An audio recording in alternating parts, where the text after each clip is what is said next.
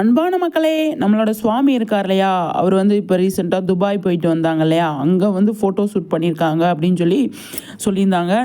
அவங்களோட செரீனு costume designer அவங்க வந்து சொல்லியிருந்தாங்க.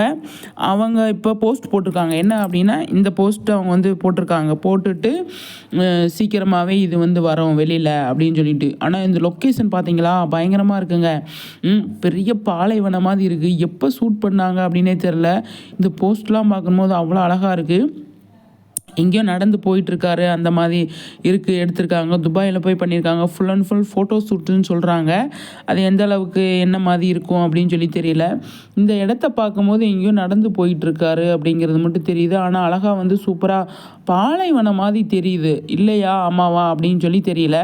ஆனால் லொக்கேஷன் வந்து செம்ம பயங்கர அல்டிமேட்டாக இருக்குது அப்படின்னு தான் நம்ம சொல்லணும்.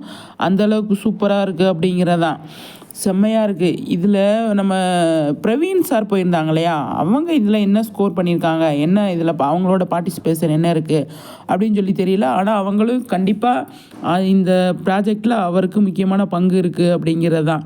ஏதோ பண்ணியிருக்காரு அப்படிங்கிறது நம்ம கண்டிப்பாக யோசிக்கலாம். இது கூடிய சீக்கிரம் வந்து ரிலீஸ் பண்ணுவாங்களா, இல்லை நாளைக்கு எதுவும் டக்குன்னு ரிலீஸ் பண்ணிடுறாங்களா அப்படின்னு சொல்லி தெரியல.